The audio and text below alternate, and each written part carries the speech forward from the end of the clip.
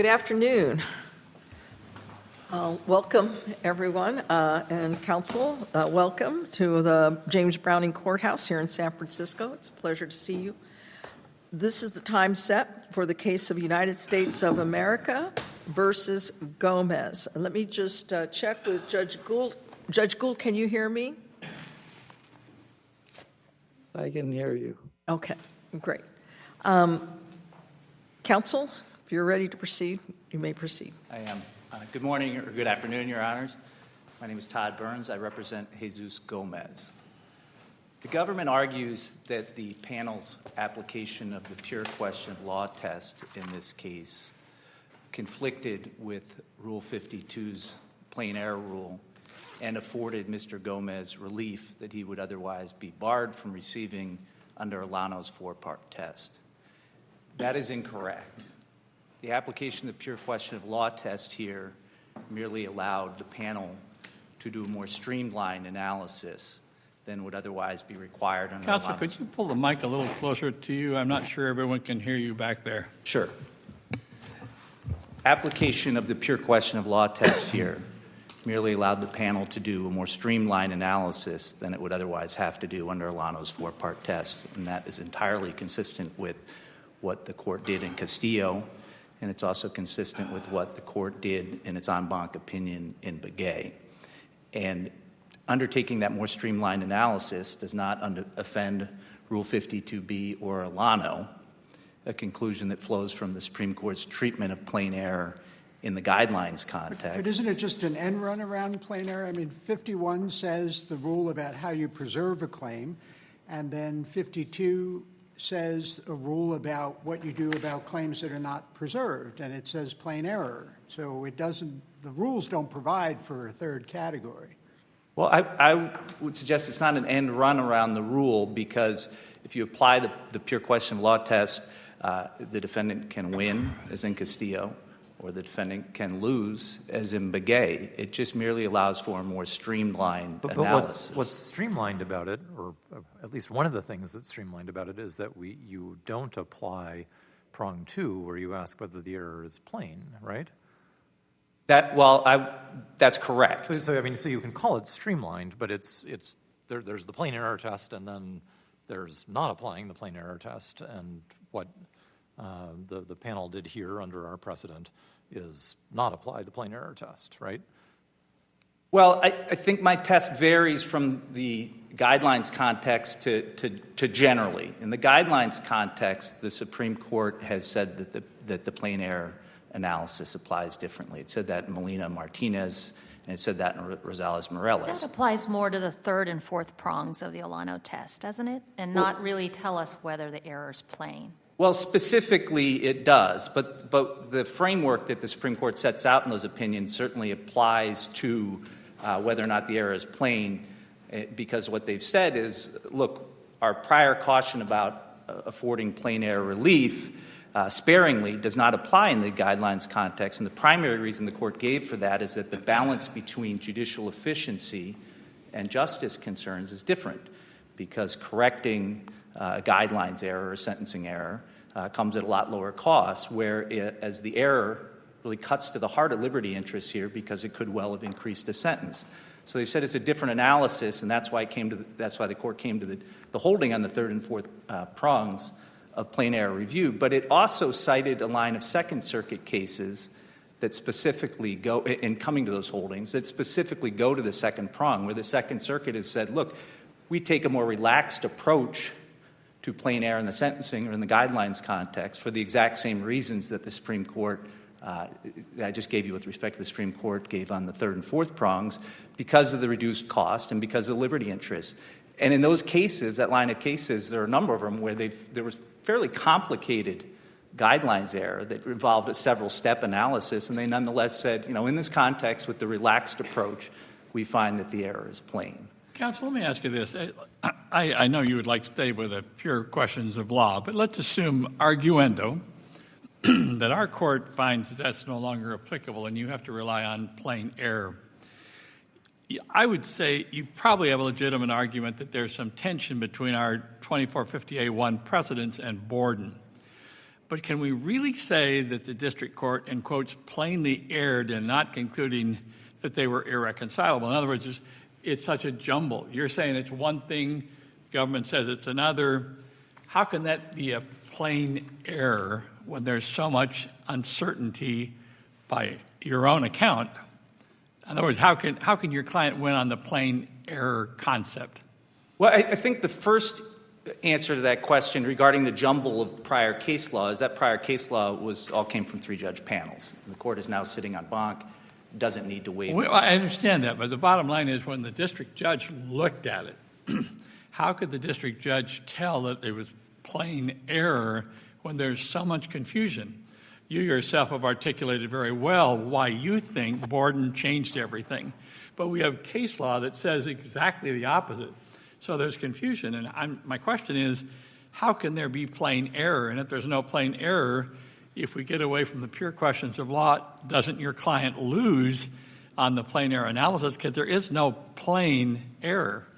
Well, to begin with, I would suggest that, as the Supreme Court said in Henderson, that this is, it's not a question of grading the district court judge's performance. It's a matter of affording relief when the demands of justice and judicial integrity call for it. That's almost an exact quote from Henderson. I think Judge Smith's question is, looking at the Borden question now, it's difficult. So if it's a difficult and complex question that we'd have to settle, then it's not plain. I would submit that it's not difficult, that particularly with the Borden clarification, that it is really quite clear, and that, some legal questions maybe are more art than science. But this. But what do we do? Borden was published in 2021, and Mr. Gomez was not sentenced until 2023. I'm just curious why didn't his counsel, I don't know if it was you or somebody else, make these arguments before the district court at his sentencing? Because it seems like Borden does clarify what the situation is regarding this crime. It was not me, and I can't speak to why his counsel didn't make the argument. I would suggest that that this is one of the reasons for pursuing a more relaxed approach here, because if you don't correct it, you're really creating a breeding ground for ineffective assistance of counsel cases. But coming back to the question regarding Borden gave some important clarification that did not exist in the case law before. It says there has to be targeting. The conduct has to be targeted, and that it has to be something above the model penal code's recklessness, that is awareness of and disregarding a substantial risk that physical force will occur. And it did something more than that, which is it gave some examples of what's not enough, and particularly in the recklessness context, it said that a commuter who runs a red light, is rushing to work, and hits a pedestrian, has made physical contact, has obviously disregarded a substantial risk, but nonetheless has not directed force at another. He's not trained his car at the pedestrian, understanding he will run him over, and his conduct is not opposed to or directed at another. He does not come in within Counsel, the elements. let me ask you this, because your time is short.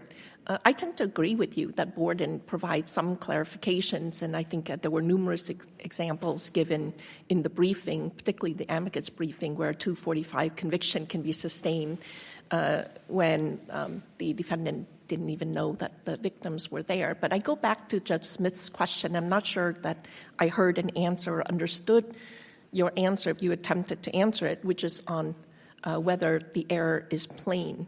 In the government sentencing memorandum submitted to the district court, the government pointed to a panel, albeit in an unpublished disposition, so it's persuasive, not precedential, but the government's contention is, well, Borden didn't change anything. The Ninth Circuit recently looked at it and said Borden didn't change the question of whether 245 is a crime of violence. There wasn't a response from the defense that I could tell, and so the argument was really never played out in the district court. So I'm still struggling with the answer to the question posed by Judge Smith, which is how can the error be plain or obvious in light of the fact that different judges, circuit judges, are going different ways. We had an opportunity to pass on Borden in an unpublished disposition. We didn't agree with the argument that you're advancing. It's a good argument, and even if I'm inclined to agree with it, it doesn't answer the question of whether the error was obvious. How do you respond to that? Well, I think I'd start with where the original panel in this case started, which is that the panel was the same panel in Mann and Morton. There were two Ninth Circuit judges on it. Didn't undertake the analysis both with respect to what more than reckless means under California law and what more than reckless means under Borden. And Borden said substantially more than that recklessness isn't enough. So they failed to undertake the analysis and then failed to come to the proper conclusion. So to give that non-precedential case effectively precedential effect to trump the Supreme Court's controlling case law on this when it didn't even undertake the appropriate... I was on that panel. That is what we did, but we had to discretionarily apply de novo review in order to get there. We didn't do that. We didn't do that on a plain error analysis. So I mean that I guess I have the same question as Judge Smith and Judge Nguyen just raised about what do we do about all of these unpublished decisions that we have after Borden that reach an opposite outcome than what you're urging. Well, Judge Thomas, I was not aware that you were on Mann and Morton. Oh, I'm sorry, on the original three-judge panel in this case. Okay. Well, again, I think that as the panel in this case said, Mann and Morton didn't undertake the correct analysis. They just didn't look really Right. So I think the effect of your argument is that even though different judges have taken a look at it, their analysis wasn't as in-depth as it should have been, and they got it wrong. But the district judge, sua sponte, should have gotten it right. Is that what you're saying? Well, again, I'd come back to Henderson. It's not a matter of the district judge should have sua sponte gotten it right. It's a matter of whether or not the error is plain at this point on appeal. But let me ask you a question about Borden, because Borden, in what it says about recklessness, has the line, and it puts weight on this, that the risk need not come anywhere close to a likelihood. That's in the standard that it rejects. But that's not true about California law, because it has to be that it will probably and directly result in physical force. So right away there's a difference between Borden's articulation of what it rejects and California, which is higher than what it rejects, at least in that respect. Doesn't that make this not a plain error? I mean, it's not plain to me how this applies to this somewhat unusual articulation of the elements of assault. Well, I would submit that Borden makes quite clear that you don't, and repeats more than once, that the defendant doesn't have to know that there's a substantial risk, doesn't have to even know that there's any risk that force will be applied. And as a matter of fact, the defendant can honestly believe that force will not be applied. But I would also come back then to the Borden example where it says that the person, the commuter doesn't know that he's going to hit someone and is not targeting someone. And that's not enough. That doesn't fall within the elements clause. California law also requires that you have to know all of the facts that a reasonable person would know means that it's likely that the impact will happen. And that wasn't true of what Borden rejected.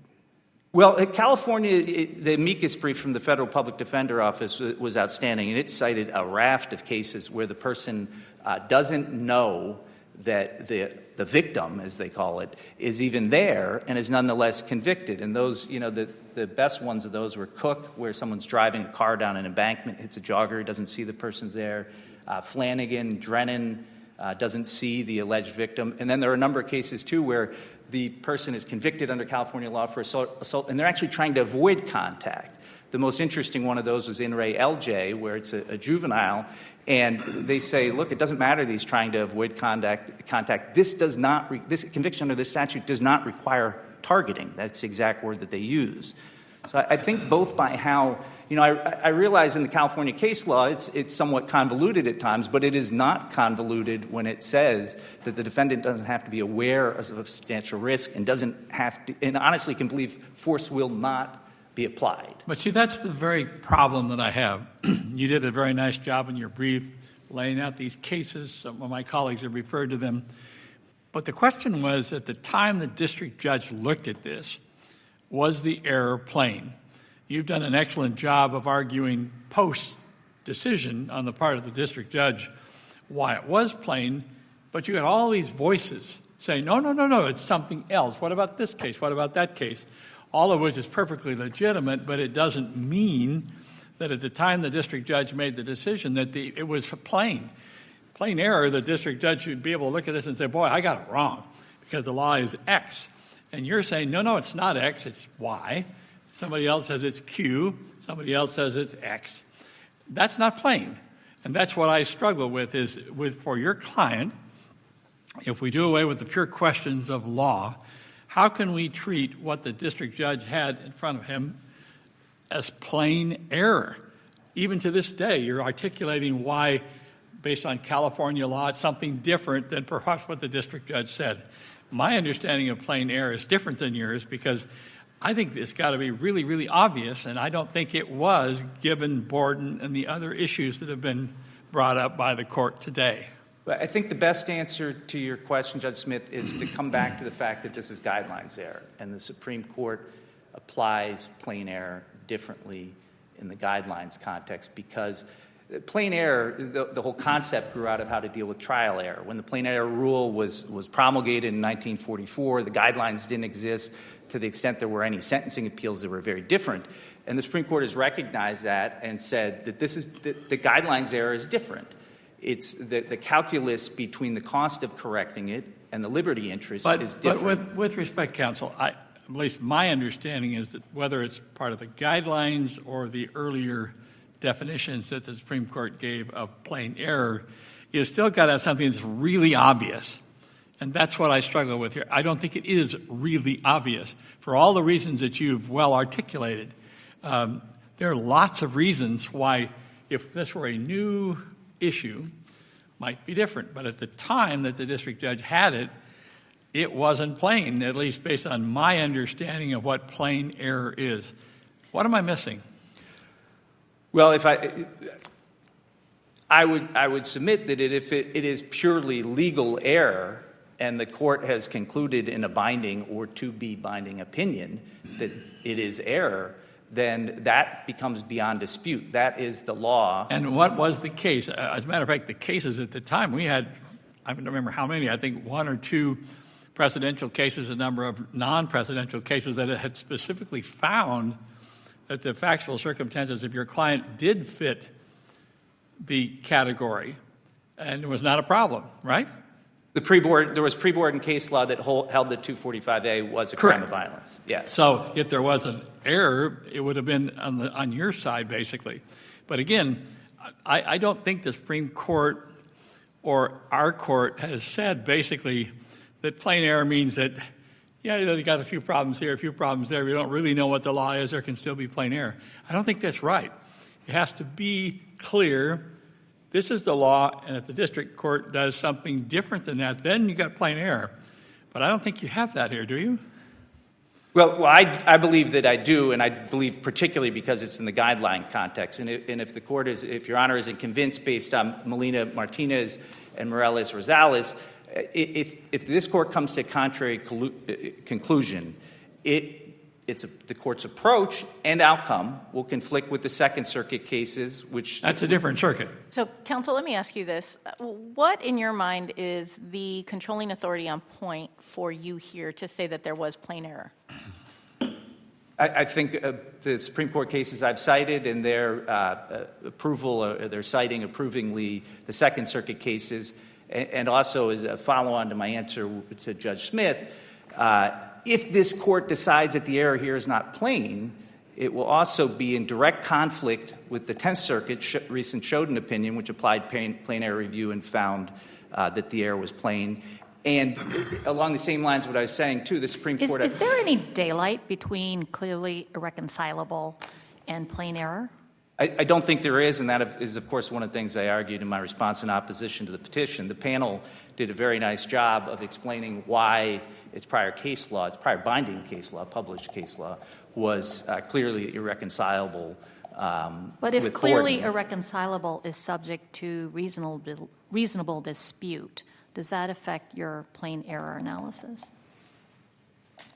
I guess it seems to me the easy answer to that is if you find that Supreme Court case law is clearly irreconcilable with Ninth Circuit case law, you have decided the issue And it becomes, at that point, beyond dispute. Someone can dispute it in a petition for writ of certiorari or whatever, but it's at that point it is decided, and it is a legal error, and as not just a legal error, but a guidelines error. And the Supreme Court has indicated it treats those differently. And under Henderson, we look at plain error at the time of appellate consideration, right? That's correct. So would that at all affect your thinking about this as opposed to when the district judge considered it? Well, I think it's, that was part of my answer to Judge Smith, which is Henderson says, look, this isn't a grading system for district court judges. This isn't, I can quote it exactly, it says, Johnson makes clear that plain error review is not a grading system for trial judges. It has broader purposes, including in part allowing courts of appeals better to identify those instances in which the application of new rule of law to cases on appeal will meet the demands of fairness and judicial integrity. So if it meets the third and fourth prong, that relief should be granted. And then the court goes on to respond to the government's assertion that, well, if that's how you treat plain error, then all error will become plain error. And the opinion says, it rejects that, and it says many such new rules, as we pointed out, concern matters of degree, not kind. And a lower court ruling about such matters, say the nature of closing argument, even if now wrong, is not necessarily plainly wrong. And I think that points to an important distinction between pure legal error and mixed questions of law and fact, which is a legal error, courts decide in the first instance what the law is, and then when they decide it, that's what the law is. I mean, we all count on that. Now, a mixed question of law and fact has more of a range of decisions. In the usual preserved error context, it relies on abuse of discretion standard. The test may be to be applied, say, to a 403 balancing situation, might be fixed law, but how the district court applies it has a potential range of answers. And in that context, it's much harder to make the plain error showing. But if it's just a legal question, and particularly in the guidelines context. Some legal questions are very difficult to answer, and the answer isn't plain before it's resolved. But once it is resolved, they are. But it's not resolved. We would have to resolve it here. Yes. And looking at this question, it doesn't look very plain. It would be a lot of work to figure out the right answer. Well, I would submit, particularly if you look at the example with respect to recklessness, which is not enough, that's given in Borden, and you compare it to all those cases cited in the amicus brief where the person doesn't know the alleged victim is even present, or the person is deliberately trying to avoid making contact with the victim. This is a Venn diagram where there is a huge area that does not overlap. But the only binding holding from Borden is that the kind of recklessness that it describes is not sufficient to be a crime of violence. I don't think that's correct, Your Honor. With There's all due no respect. no overlap whatsoever between the rationale of the plurality and Justice Thomas. So we can't look for the overlap and then reason from it. We don't have any common reason between the two of them. Well, I think as the government has conceded, Justice Thomas would take a more narrow approach to what could qualify as a crime of violence. So if you're looking at the commonality, it's the plurality opinion. And I think this court has accepted the plurality opinion as being controlling. You've mentioned Henderson a number of times and the rule that plainness is assessed at the time of appellate consideration, but you're not suggesting that it's assessed after the appellate court writes its opinion resolving the legal issue, are you? Well, I think if it's a purely legal issue and the court determines, here's in the context of deciding is there error, here's the persuasive arguments from unpublished opinions, law review articles, whatever source, and then decides. But then I mean, whether it's legal or factual, I mean, in the normal course, a court applying plain error goes through prong one, and it gets to prong one, and maybe it says there's no error, and then you're done. But usually, I mean, in the case where this is going to matter, you get to the end of prong one, and you say, therefore we determine that there was an error. Now we turn to prong two, and I guess the way you read Henderson, it sounds like at that point, well, we just said there was an error. What could be plainer than that? Like, therefore, you always get past prong two, but that's not how it works, is it? Well, I think that Henderson suggests that it does work that way, but then I think to the extent that the court has concern about that, that's when I would focus in on the guidelines context and say, is the Second Circuit's approach, as the Supreme Court seems to have agreed with, a more relaxed approach to addressing error in this context, if it is a purely legal error, to say, well, geez, it was hard to figure out that it was a purely legal error doesn't seem to be an adequate reason under the Supreme Court's case law in this context to just say, well, we're not going to correct it. And an interesting point in that context is those Supreme Court cases, one of the things that they said, too, is in this context, we think that the prospect of sandbagging by the defense is so minimal as to be vanishing, and there is an independent duty on the part of the district court judge to get the guidelines correct. That is, at bottom, the district court judge's obligation. So those are additional factors that they relied on in this context to say that, we shouldn't take such a strict view of the plain error review in the guidelines or in the sentencing context. What difference do the guidelines make? I understand in our post-plain review analysis, as I look at it, there's lots to consider. The guidelines, board, and all these other things. But I still get back to the fact, did the district judge know, or should have known, at the time the decision was made that this was just absolutely right on, this is what the law was? I don't see it. I really don't see it. If there was a case from California that said this is what it was, I get it.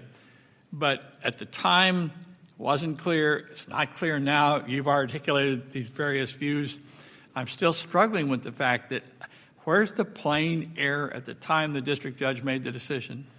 But at the risk of maybe being redundant, I would say the difference in the guidelines context is that the Supreme Court has said the guidelines context is different. Yeah. And What's your best case for that?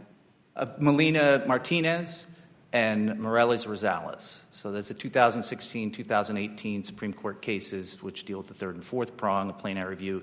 And then interestingly, the only 3 Supreme Court cases that deal with plain error in the sentencing context, the third one is Henderson, which came a couple years before that. All suggest... But what says that you can use a third and fourth prong factor to decide the second prong? What support do you have for that? Well, again, I just think it's the framework and the reasoning in those 2 cases, that the balance is different here, the likelihood of sandbagging is different here, the cost of correcting it, the liberty interests at stake, the fact that they cite the Second Circuit approach approvingly. I think that are those cases directly on point on the second prong of Alano? No. But is the reasoning unassailable? In my view, it is. Well, you're very lucky that you're in California because Section 3537 of the Civil Code says, and I quote, superfluity does not vitiate. So you can take that one and work with it. I'll have to mull that one over. I'll reserve the rest of my time. If I Thank may. you.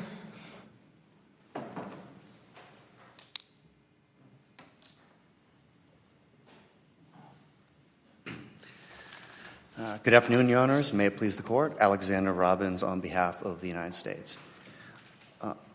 The most straightforward way to decide this case is by applying the plain error rule. And the most straightforward argument that the government has is that Judge Graber, in her concurring opinion in Zhao, got this issue exactly right, identified the problems with this exception, and that is what we are asking the Court to rule on primarily today. We don't suggest that there was any plain error one way or the other in the panel's decision. And I'm happy to address the crime of violence categorical approach issue at length, but I don't think it's a reasonable contention that the panel in this case plainly, clearly, obviously erred, nor is it a reasonable contention that the government's position in this case was plain, clear, or obvious error. And that's the function of the plain error rule. It is to winnow down the range of what a 3-judge panel in a future case, taking its guidance from this Court today on what the rule is supposed to be, what that 3-judge panel has to deal with, how deep a dive it has to go into the record, into the law, for judicial efficiency and the administration of justice in all the future cases in this circuit. And even, I guess I'd like to ask you, even after Borden, which was decided before the sentencing in this case, what's your position on whether Borden clarifies sufficiently this dispute? Our position is, I would refer the Court to footnote 2 of Borden itself, where the Supreme Court lays out the circuit split that it's addressing and resolving specifically identifies not just this circuit as being on the correct side of the split, but actually cites the panel decision in Begay as the decision where the Supreme Court says that's the correct answer and that's the way the court ultimately came out. Borden is, with one exception, completely consistent with this court's longstanding case law going back to Fernandez-Ruiz in its treatment of the distinction between purposeful and knowing conduct on one hand and reckless conduct on the other as falling below the line for crimes of violence. The only exception is that Borden actually expanded the scope a little bit because Fernandez-Ruiz said reckless conduct never qualifies. Borden said normal, ordinary recklessness, model penal code recklessness does not qualify, but we reserve the option in a future case maybe depraved heart, extreme recklessness might qualify, and that's the door that this court walked through in Begay. And I think as an example, I find it helpful to think of examples of these cases. Everyone agrees that drunk driving as a crime of recklessness is not a crime of violence. That was the main issue in the oral argument in Borden, and this court discussed in the oral argument in Begay. Drunk driving, as dangerous and bad as it is not a crime of violence because it's not force directed against anyone. By contrast, in Begay, at the end of the opinion in Begay, this court identified driving drunk the wrong way down a crowded thoroughfare as an extreme recklessness example that would meet the standard. And in just going back to the logic of Borden, it's easy to see why. Because in that second case, there are potential victims. Driving into a crowd, shooting into a crowd, is not the same as driving recklessly or firing a gun into the air. There's an oppositional nature, as Borden says, a directedness or a targetedness to the use of force. So Borden didn't change this court's case law, and that's our view on the merits. But I just wanted to find out your view. Does Borden's targeting requirement change the way we apply the categorical test in a Section 245A1 case? I'm sorry, I may miss the first part of your question. Does Borden's targeting requirement, do you think there is a targeting requirement in the Borden? Absolutely. Okay. So does that change the way we apply the categorical test in a Section 245A1 case? Not at all, because this court was on the same page with Borden at least 15 years earlier in Fernandez-Ruiz, including some of the same logic of Borden. They discussed Leocal as the classic negligence case of something that doesn't satisfy the oppositional targeted nature of the requirement. What do we do with the California cases, though, that say you don't need to target to be convicted? I respectfully disagree with the premise of the defense argument on that point. But so I have two responses. So you read the California cases differently? I read the California cases as requiring, in particular Williams, as we set forth in our petition, as requiring purposeful or knowing conduct within the terminologies that's used in the Model Penal Code. To the extent that California law has this admitted peculiarity of discussing the natural and probable direct consequences of one's action, that is, first of all, not sufficient. That's not the same thing as adjusting the mens rea below the knowing and purposeful standard. But second, it's an issue that this court, and actually the Supreme Court, have dealt with years ago. Vasquez-Gonzalez deals with this specific issue. If you look at 1067 in Vasquez-Gonzalez, it discusses, Judge Clifton's decision discusses the probabilistic language in the California cases, and in Williams in particular, and rejects the very argument that the defense is making in this case. So even if I were wrong about my read as a federal practitioner, even if I were wrong about California law, it's an issue this court has already decided. But in footnote 4 of Williams, it says, in stating that reckless conduct cannot constitute an assault, citing Colantuono, it says Colantuono meant reckless in its historical sense as a synonym for criminal negligence rather than its more modern conception as a subjective appreciation of the risk of harm to another. So that is specifically saying the targeting that our chief just referenced. I appreciate the loose language in Williams, and I would respond with two places for the That court to looks look. pretty specific and not loose to me. I would Sorry to interrupt. Go ahead. I would refer the court to two things. First of all, our petition for rehearing, I believe on page 17, I think this is the the key, with respect, error in the panel decision was conflating the intent to do the act with the intent to cause harm. And as Justice Kagan's opinion in Borden lays out, that's the difference between purpose and knowledge. And so in particular, this Wyatt case, the California case that the Gomez panel discussed, in Wyatt, the defendant intentionally hit his young son, his toddler, I think, but at least his claim was, or maybe the government couldn't prove, that he intended to cause injury to cause harm to his son.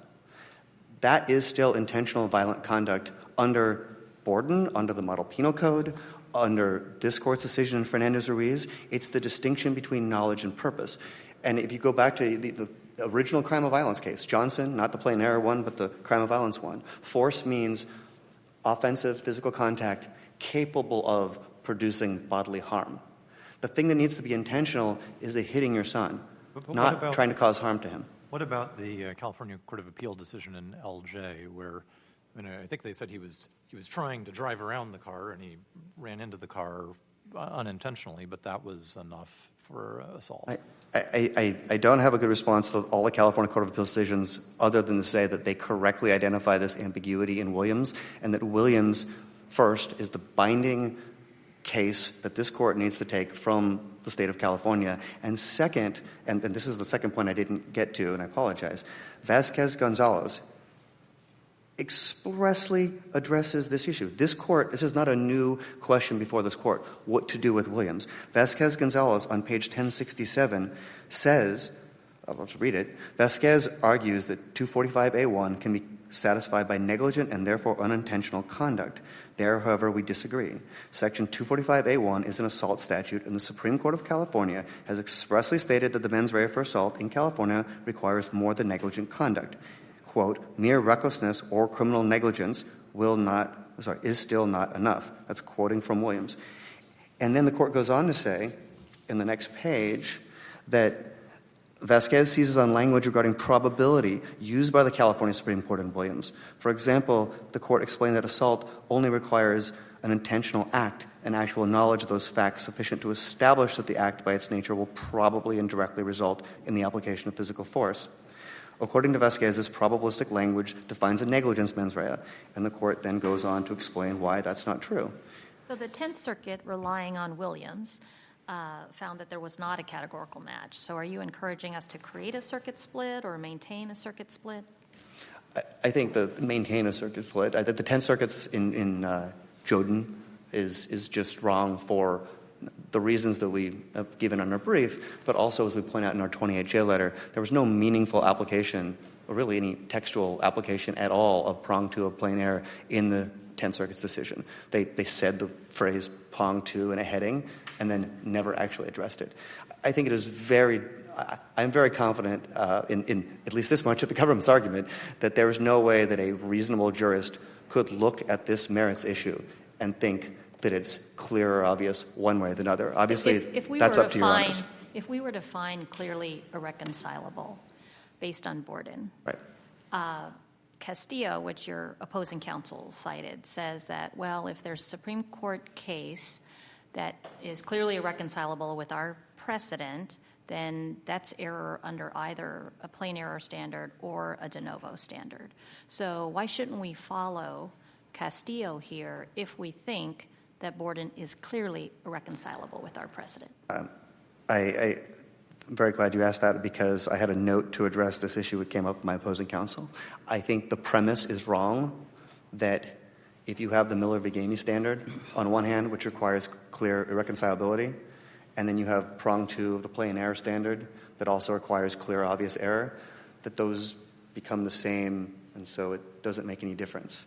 I think as a logical matter, if you have two different threshold standards to pass, it would be clear squared, not just the same. And as a legal matter, in the most analogous case I can think of in the habeas context, the Supreme Court has repeatedly said that there's a doubly deferential standard when you're looking at one deferential standard, for example, an IAC claim, through the lens of a second deferential standard, such as review of state court decisions. So you need to satisfy both of those. It would need to be clearly clear to the extent that that has additional meaning. It's harder for the defense to meet that burden. And even if we get to that point, Judge Koh, that means we're applying the plain error rule, which I do want to come back to because that is the primary issue here that the government is seeking en banc review of. We understand that Your Honors have to fly from all the different locations in the circuit to be here to meet for an en banc court. It's not the job of the en banc court even to do justice in an individual case. That's for the district court primarily, as supervised by a 3-judge panel.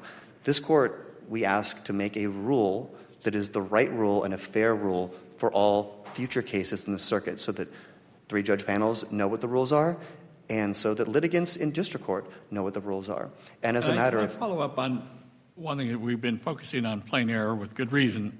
I assume it's the government's position that you would like us to overrule our, in quotes, pure question of law exception? Yes, and that's what I was getting at. Your Honor, our primary reason to be here today and our primary ask of this court is we think this is a case where, without conceding whether it would have made a difference or not in Castillo, the court at least said it wouldn't have made a difference in Castillo. This is a case where very clearly application, vel non, of the plain error test makes a difference. And the reasons Judge Graber gave in Zhao, and based on 3 main factors, this court should overrule its pure question of law exception. It's inconsistent with the text, it's inconsistent with Supreme Court precedent, and frankly, it's unfair. It's not a just administration of the laws. So starting with text, right? Rule 52B is a rule. It's binding in conjunction with Rule 51, which generally says you don't get review unless the issue is raised. It's a binding rule that this court should follow. There's been no textual defense of this pure question of law exception that I've seen ever, anywhere, from a law review article, from a separate opinion. No one has sought to give one, I think, because there isn't one to give. Second. I guess I'm still struggling with, it's your position that it's not clear error to follow precedent that has been overruled by the Supreme Court. Is it your position that it's error, it's just not clear error, or that's what I'm still struggling with? Our position is it's not that there was clear error here. Our position is that the panel opinion was wrong on the merits, but certainly not clearly well, so. I'm just giving you a hypothetical then. Oh, I'm sorry. Let's say there is, let's say there is a case, Castillo, let's just be hypothetical, Castillo, that if you follow precedent that's overruled by the Supreme Court, that's error. Would you agree with that? That if you follow precedent that's overruled by the Supreme Court, Yes, that's of error? course, You of agree course. that's error? That's Miller v. But Gamey. what flavor of error is that then? Depends on the precedent. I mean, Miller v. Gamey sets out a standard for how to do that. Right, putting aside the plain error rule, assuming all arguments are preserved, this court has a standard for how to deal with precedent that is either overruled directly or implicitly by the Supreme Court. That standard is Miller v. Gamey. No one quibbles with that standard. That's a separate bucket. That is not the same thing as the plain error test. You would have to get through that and prong 2 of plain error and the other prongs of the plain error test in order to reverse a district court decision that followed law. Do you agree that if we look at an unsettled question in light of a new Supreme Court case, and we think that the application of the new Supreme Court case is a slam-dunk, clear answer that our prior precedent has to go, that would meet the plain error prongs 1 and 2? Yes, and the Supreme Court, I made my textualist argument. My second one was going to be looking at how Supreme Court precedent has dealt with questions like this.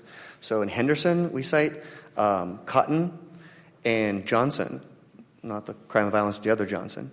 Those 3 cases all involved purely legal questions where the Supreme Court applied the plain error rule, and I think in all those cases decided that the error, based on an intervening Supreme Court decision, the error was plain. It satisfied prong 2.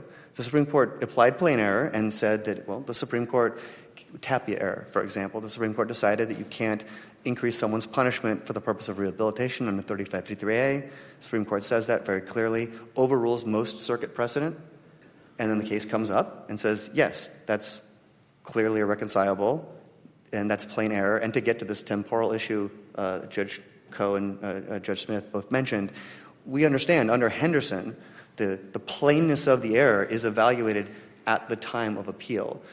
So yes, plain error looks from the point of view of the district judge. Would a competent district judge have made this mistake? But you do import the later law from the time of appeal.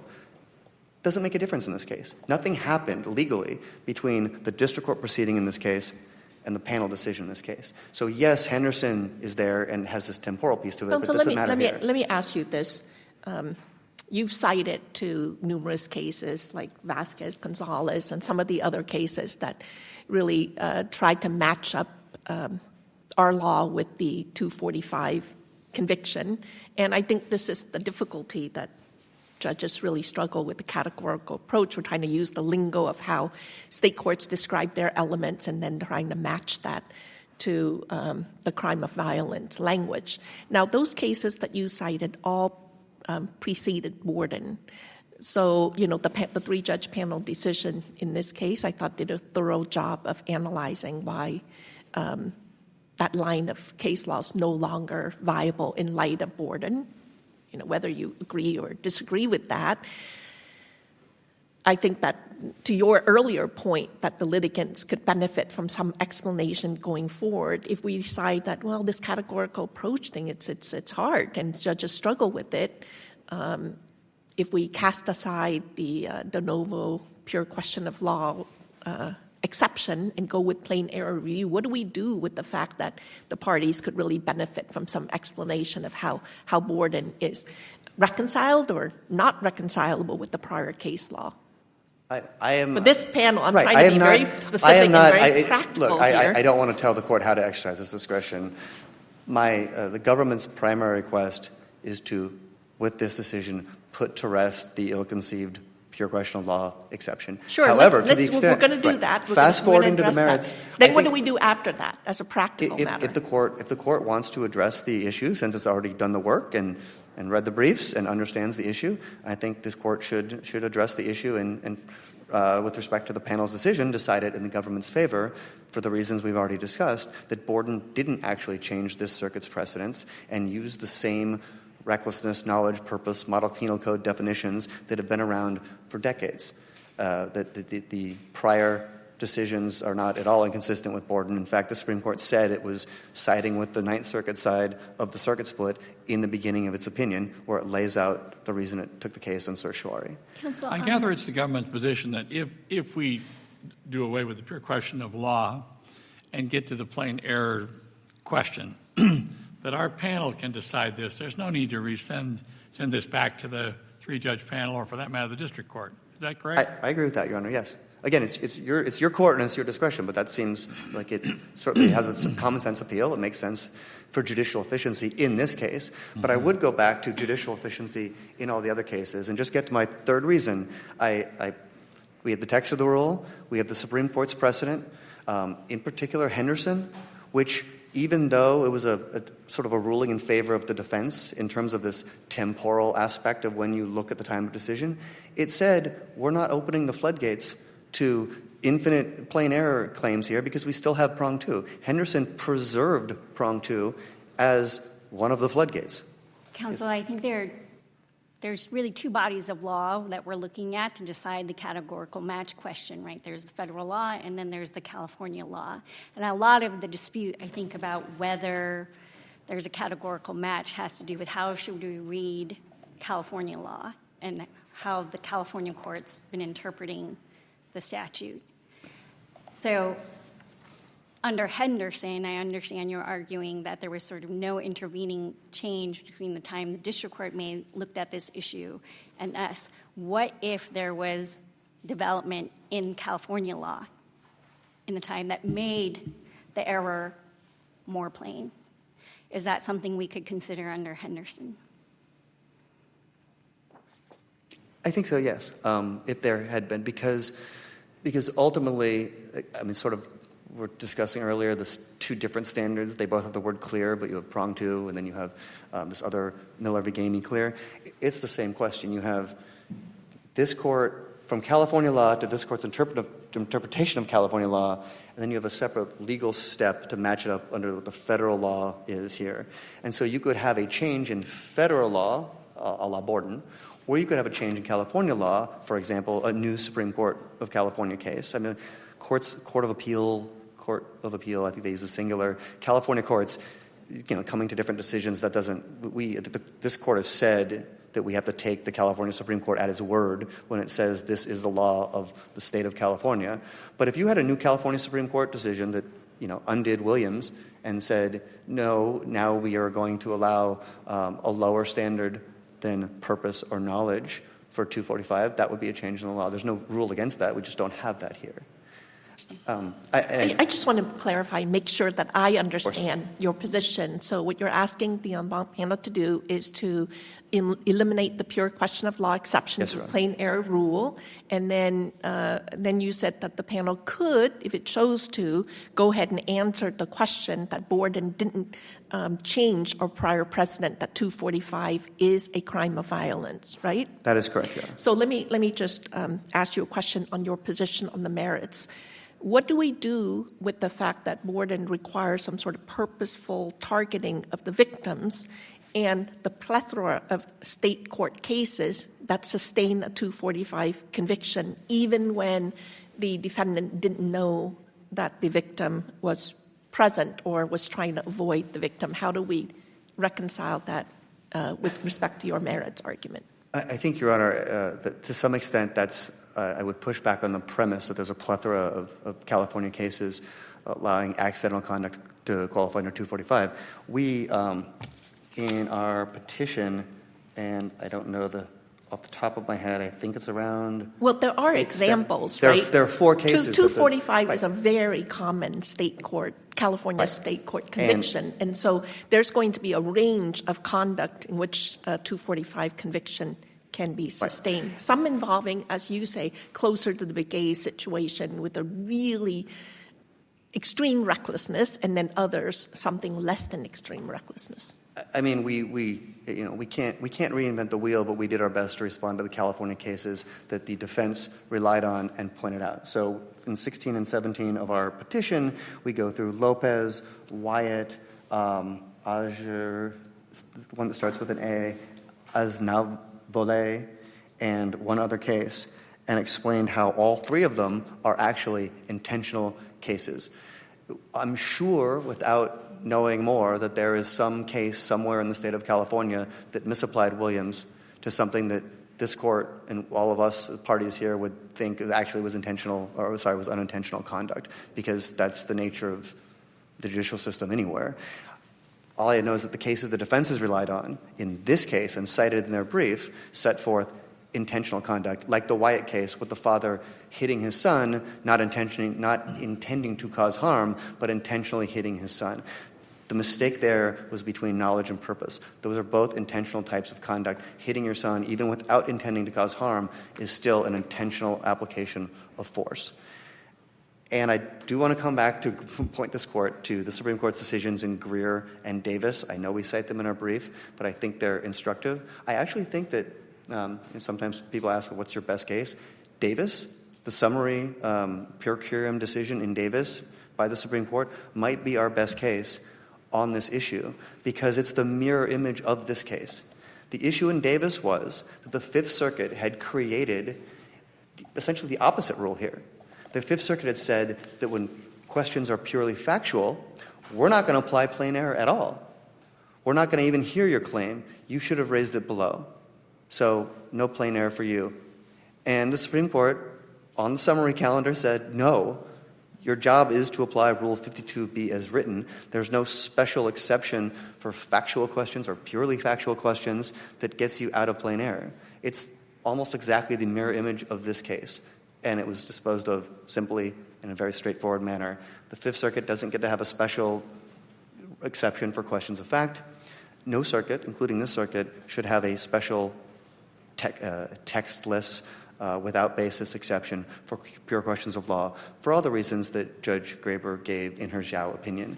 And as a third thing, I do want to say that this is not a rule that is administrably fair to judges and litigants across the circuit. There's nothing fair systematically about the idea that in your case you may or may not get de novo review of a claim that wasn't made below based on whether the panel in its discretion applies essentially a standardless judge-made exception to a binding rule. That's not fair to litigants writ large. And this court's job sitting en banc is to make a rule that we can, Mr. Burns and I and all the litigants in this courtroom can use in all the future cases before 3-judge panels, before many of you in this circuit, to know what the rules are and have a rule we can rely on and predictably apply to the cases that we have to deal with in our attempt to do justice in this circuit. Can I ask you a question about the enumeration clause of the career offender guideline where it enumerates? So, we've said in a prior case, and you worked with it, that aggravated assault there refers to federal generic aggravated assault. Yes, sir. Well, why should that be true? The guidelines have a definition of aggravated assault. Why shouldn't we use the guidelines definition? It's a guidelines term. It's not from the statute. They added that to the guideline as a matter of their discretion in interpreting the phrase. I think that, and if you disagree with me, it is what it is, but my understanding of the enumerated offense clause issue in this case is it ends up, because of this issue about California law intent, collapsing back on the 16A use of force clause. That, in other words, if the mens rea is as the defense says it is, that would undo the enumerated offense analysis as well as the Rule 16A analysis. Obviously, Your Honor may have a different view of that. You think they stand or fall together? I do think they stand and fall together, and that's why we're focusing on the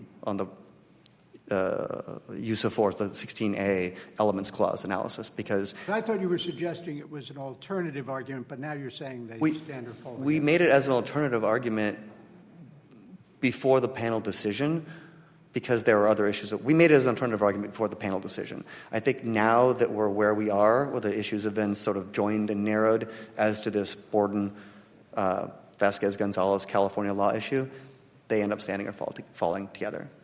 And also with respect, just to address one issue that you brought up, the government does agree at this point that the Borden plurality with Justice Thomas's join is the controlling opinion. That's what this court said in Begay. This court used that in Begay. And also, I understand there's some ambiguity in how the Marks rule applies, but if it's use of force on one hand... you normally take right, part of the rationale that overlaps, and there is no overlap. I thought about this when preparing for this argument. The Borden plurality says use of force against another, and then talks most of the time about against another, but the phrase only means something if you take the whole phrase, use of force against another. Justice Thomas said, no, you don't need the against another part. Use of force is enough. Applying the Marks rule to that, the plurality is a logical subset. And also, that's what this court already held in its en banc decision in Begay. And again, we don't shy away from Borden because Borden is completely consistent with this court's case law, and on the merits, we think that's the right outcome as well. But we do primarily ask this court to give us a plain error rule, to give the parties, frankly, sometimes the government is appellant, a plain error rule that is clear and grounded in the text and administrable in all the future cases in this circuit. If there are no more questions, thank you, Your Honors.